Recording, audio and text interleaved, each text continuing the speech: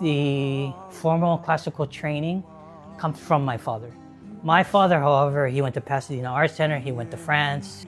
He wanted to be one of the best illustrators in the 1970s, 80s, and 90s. Now he does more fine art. My father took me under his wings and taught me the foundations, specific principles of painting. However, from there, I go into my own technique and style. I consider my work a little more on the contemporary style, although my dad can do everything from contemporary to traditional art. My father, at a very young age, taught me that in order for art to really speak and have that mana, that energy, that you have to go and experience it. You have to go and do hikes. You have to go and immerse yourself within nature in order to really experience it. And then from there we'd shoot it, and then from there we'd look and we'd study it and then bring it about. So there's a full circle of what occurs when you go from the very beginning of a concept to a finished work of art. There's also meaning behind every painting that we do. For example, if you can see that painting way out there, that's the A'ali'i flower. That flower is one of the first flowers to colonize Hawaii. So it's symbolic of new life. It's a new beginning. So I have a lot of clients and friends that look at that as a new beginning for their life. And so we connect with people on that level with our artwork.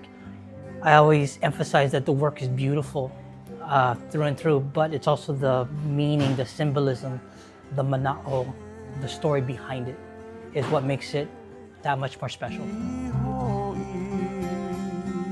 Back in early 2018, I was approached by Scott Burnham, who's the owner of Wailea Village.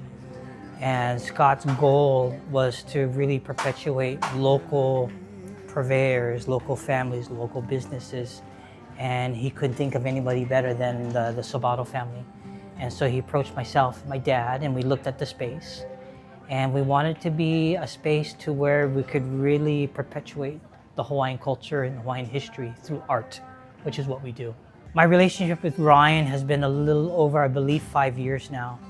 And when COVID was in full effect, I talked to Scott. Scott talked to me about how we're gonna bring community back because nobody was on island, so we needed to bring the community somehow back together in a safe way, of course.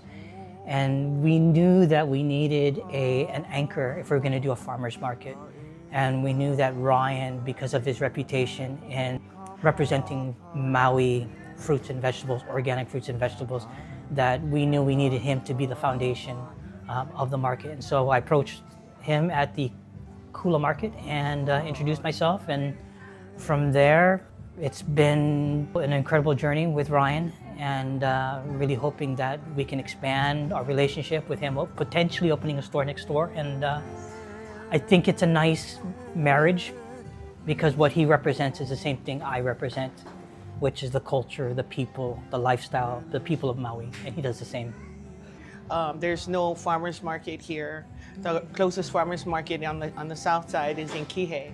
And Ryan, who has a big farm up country, and it's all organic, and he has such a wide variety that we thought it would enhance what we already have here. And I've been with Ryan. Ryan's kind of the foundation or the basis of the market, and then I have a little over 30 vendors. So in many respects, they're an extension of Sabado Galleries.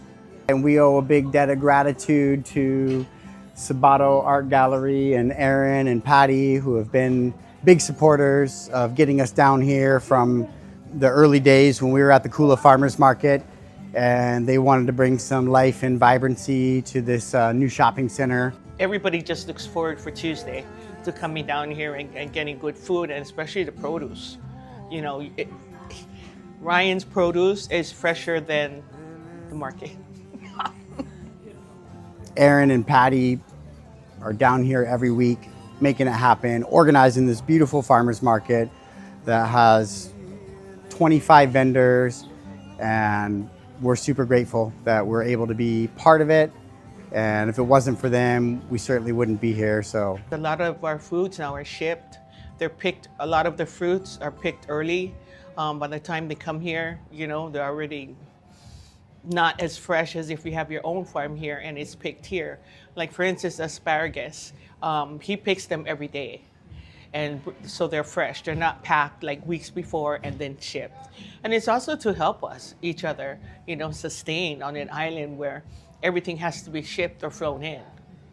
There's not really a grocery store on this side with organic and fresh produce that we can get right up country.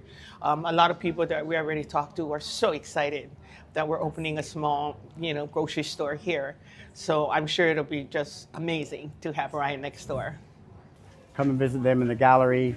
You got beautiful, locally made art, very inspiring. Come check out what they got.